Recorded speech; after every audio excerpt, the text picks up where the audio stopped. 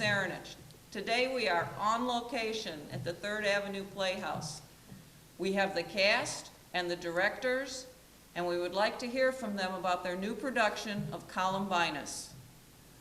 With us today we have in the center Robert Bowles. He's co-artistic director of 3rd Avenue Playhouse, or TAP, and Ryan Patrick Shaw, the educational director.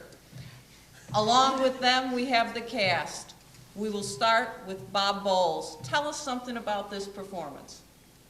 Well, Columbinus is a play that, it's actually two plays, really. The first part of it is about a group of high school students going through a typical day in their lives, beginning in the morning when they wake up, going throughout the school day.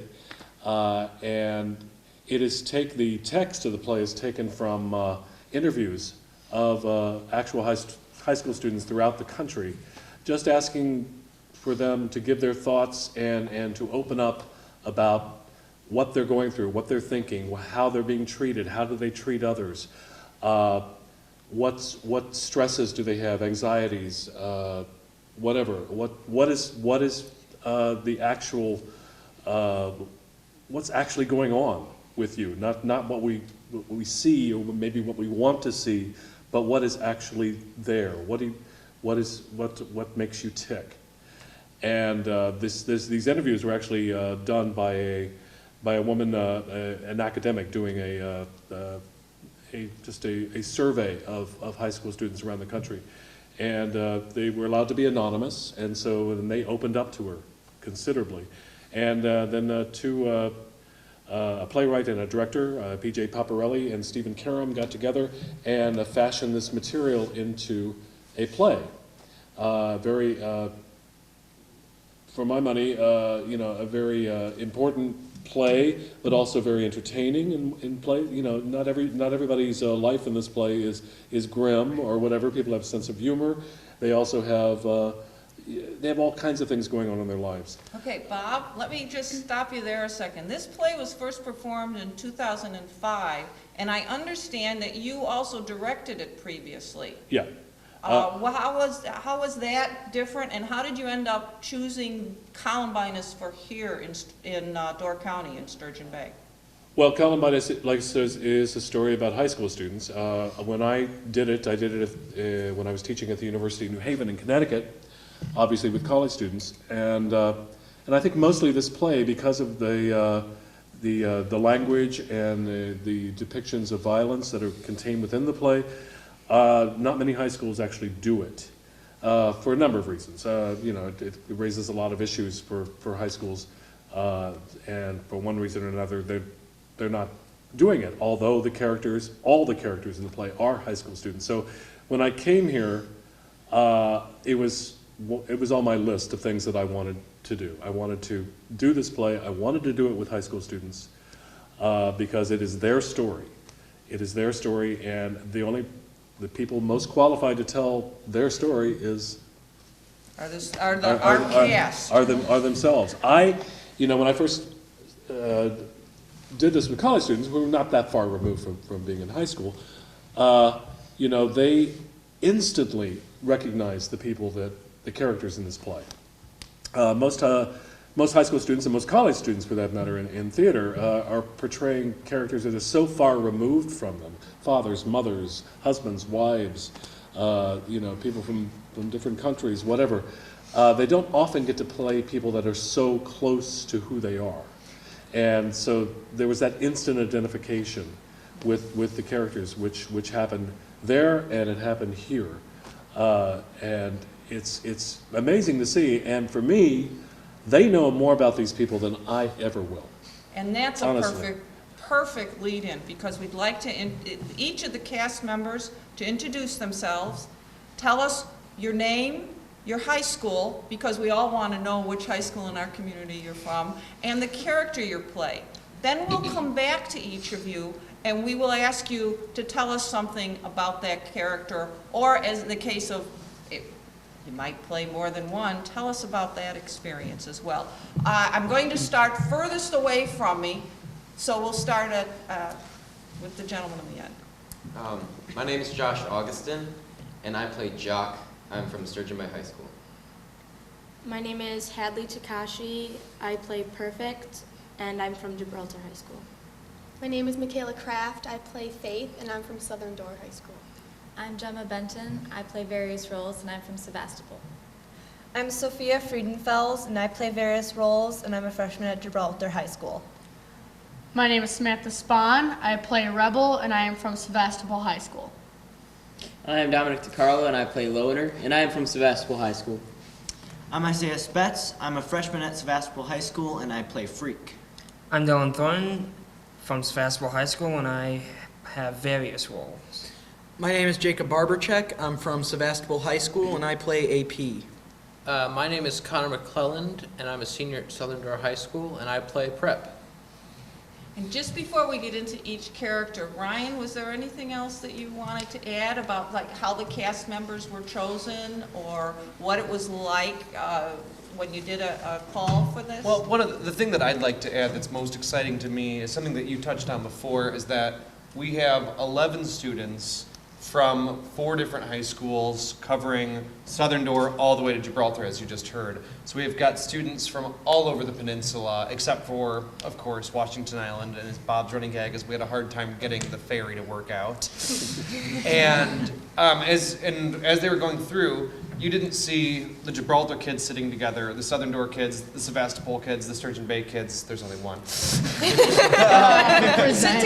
But you didn't see them just sitting together. It's a group of young people, young adults who are here because they're excited about doing this piece. And from the educational element, having 11 students in here working passionately on theater until 9 o'clock every night is such a joy, and it's so exciting. And I know Bob and I talk about it after they leave and how exciting it is for us and for the Stage Kids and the education wing, the Stage Kids program of Third Avenue Playhouse, for it to grow like that and to have a piece like this involved in Stage Kids is thrilling to me. And that's what I was going to ask you about as well. This is part of the Stage Kids production where the actors, the cast, the members of this community learn about all aspects of a production, including acting. Mm-hmm. This is just one part of it. Yes. Okay, so if I can start again in the same order, and we'll start over in, and I've got, it was Josh? Okay, we'll start with Josh, and if you'll tell us a little bit about your character and what you bring to this role or what you think about it. Doesn't have to be too long, and remember to speak up because we're all using the mics. All right, well, I play Jock, and Jock is a huge athlete. He's not very the best at school, but he tries his hardest. And he's not the nicest guy to be around. He's a very large bully to a lot of the characters in the show. And I never really related to him. When I first found out I had to play Jock, I was shocked, honestly, that they would make me play Jock. And I never looked like a jock, I didn't act like a jock, so I transformed myself into one. And 2 months ago I started working out a lot, and I went on a diet, and I became a lot more healthy, and now I kind of look like a jock. Good. And it's really hard to play him sometimes. When he has to bully people, it's not really something I would ever do. And it's not an experience I can really describe very easily. Okay, well, that's a good start, though. And then it's Hadley? Yes. Okay, Hadley, tell us about your character, Perfect. I play Perfect, and she's the popular girl. She's the stereotypical, people want to be here, but what they don't realize is that she's not perfect. There's things going on in her life that is so far from perfect that, I mean, you just can't relate to that. But, That's okay. That's a good start. And then I might not get them all right, so if you would tell me, is that Gemma? Mm-hmm. Gemma, could you tell us about, now you play more than one character. Yes, I am. Tell us about that experience. I really like playing more than one character because I get to experience different aspects of this tragedy. Okay. And in front of you is Michaela. Michaela. Oh my goodness, Michaela, and you're playing Faith. I am. Faith is your good girl, the hopeless optimist, and she's very religious, and it looks very much like nothing can really get her down, but you get to see that even with the most happy-go-lucky person, there's always another side to them. And I think I can really relate to her, too. So. Sophia? I play various roles also, and it's a great experience because I'm not just one person, and so it's kind of a little more work to just, explore the characters and the roles. And you have to be a different person each time, so it's not like just learning one role. So it's complexity there. Samantha, tell us about your character, Rebel. Well, I play Rebel, and she is just that. She's a rebel. She is the outcast of the high school. People look at her and they think she's the goth person, the one who does drugs, and they think to her that nothing really gets to her, that she just brushes everything away, nothing really matters. Kind of like the, it'll be better next time, I don't really care, that kind of attitude.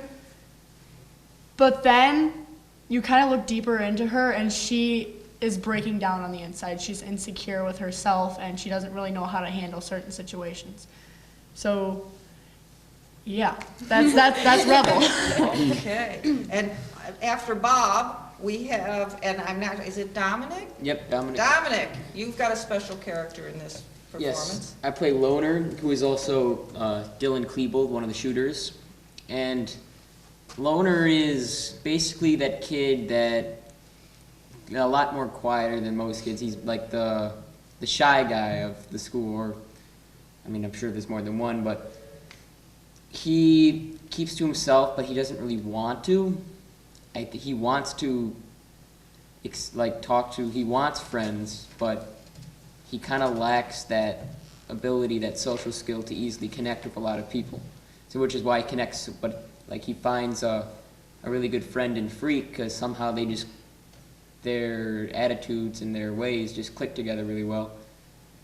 But his struggles for social skills come through when he's trying to talk to a girl he likes, but she has an incredibly hard time getting through that. Okay.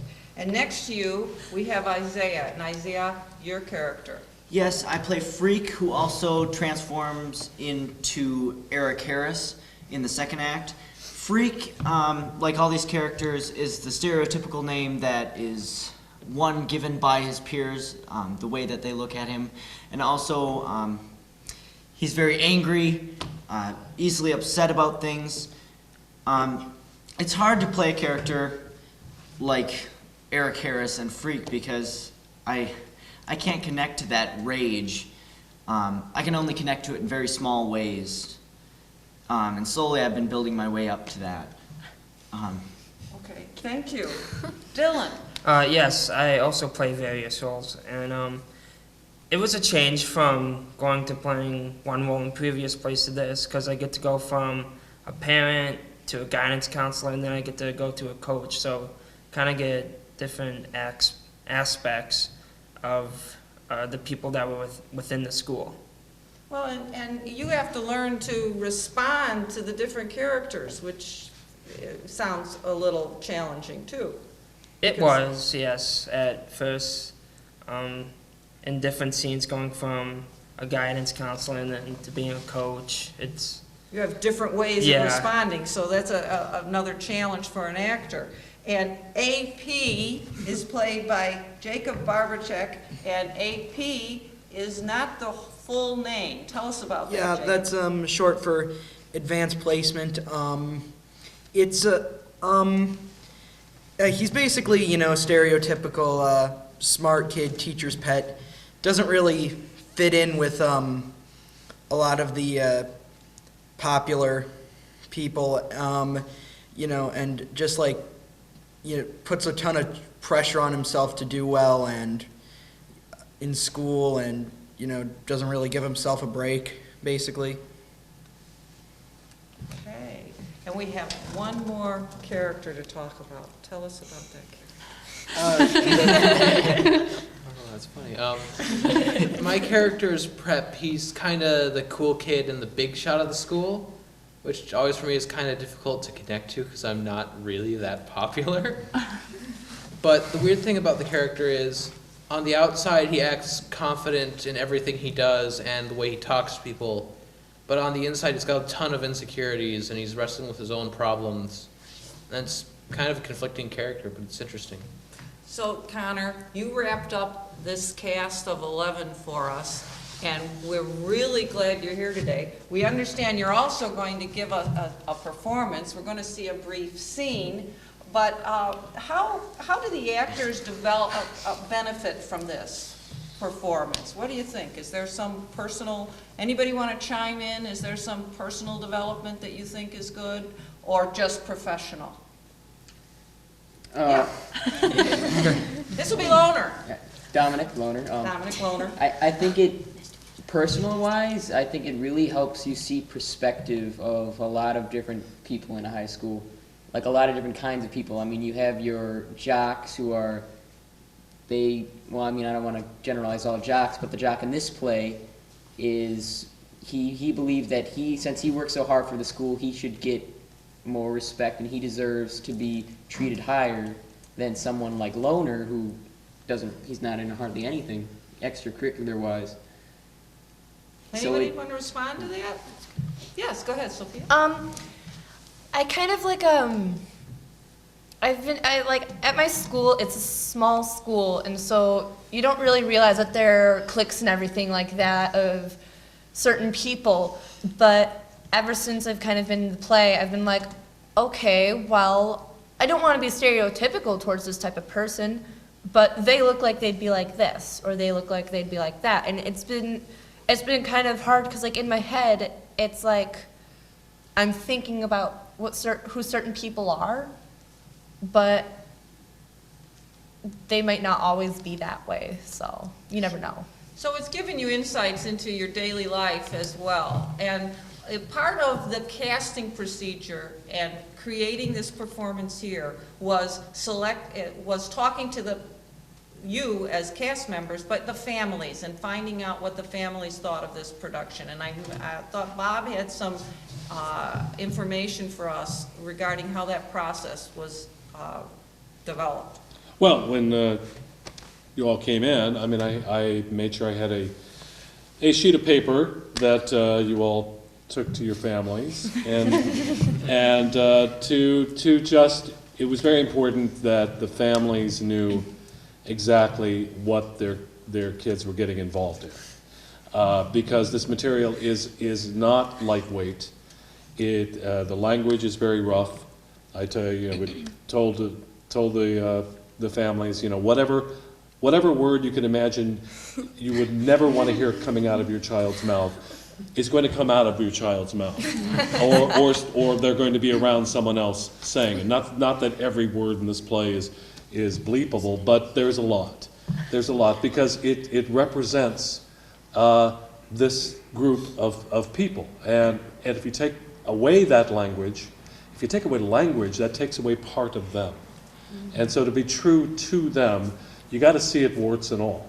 And so it was important that parents knew there was a language element in it that was not going to be censored, and also just the general makeup of the play. I mean, talking about not only what teenagers are going through on a daily basis here, but it morphs into the Columbine High School tragedy. And that simply is, we meet all these high school students, and then these two guys emerge as being the killers. Why those two guys? Why not two other people here? Everyone seemed to have a reason to snap. And for some reason, these guys did. And so the Columbine stuff that happens in the second act is taken from interviews, eyewitness accounts. The boys made videotapes planning the shootings. We have the transcripts of those. eyewitness accounts in the school itself while the shootings were going on, and then afterwards. So it was important that the families knew that the kids were going to be reliving this entire Columbine experience through the words of the people that were directly involved in it. And when you're dealing with Dylan Klebold and Eric Harris, planning, that's rough stuff. But that is what the play is doing. It's just laying out what happened, lays out the facts. It doesn't pass any judgments, doesn't sort of give a solution or reason why. We don't know why these guys did this. Children in hallways have blood on their hands, for no one would leave me alone. What the hell's going on? Hey, Coach. What is this? We were just fooling around. Well, get Justin, give me a hand outside, boys. Awesome shot, man. Thanks.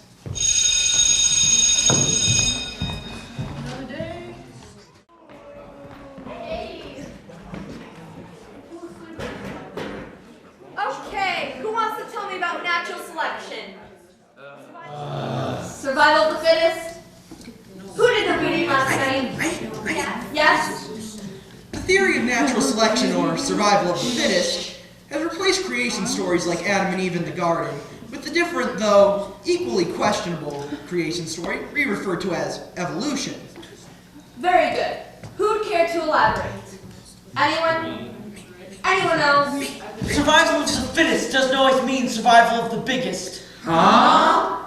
Sometimes anything can make you the fittest in the right situation. Oh. Your theory can best be expressed through the biblical story of Cain and Abel, I thought exactly. which is exactly why I had it. Knowledge would spoil my young people. I prefer that they learn only what they pick up by following their own play instinct. But they must learn self-control.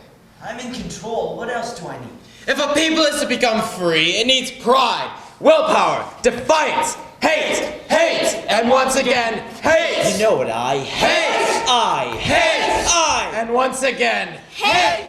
Before we leave this video, we'd like to know, when will Columbinus be performed? Bob or Ryan?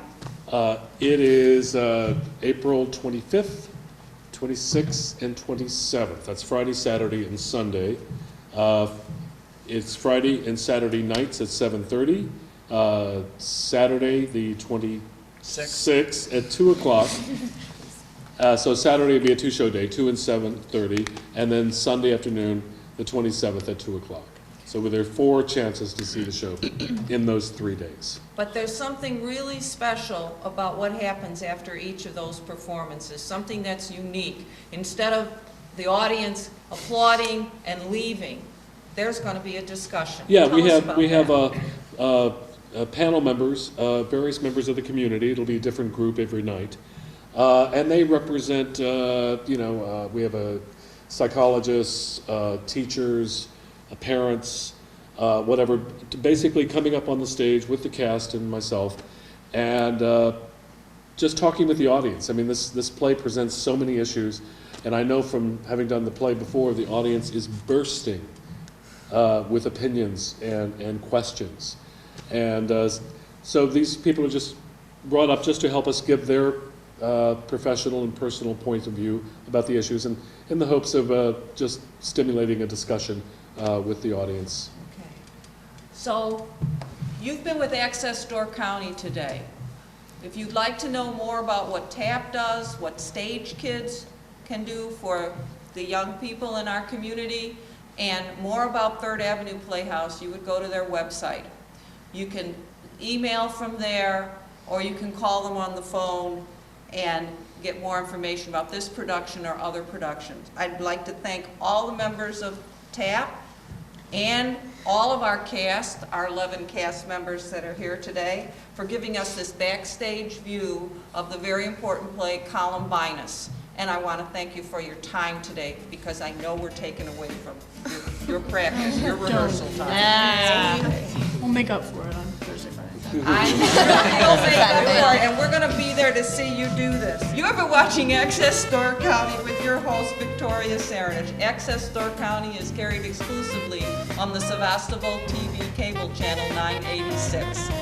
Thank you for watching.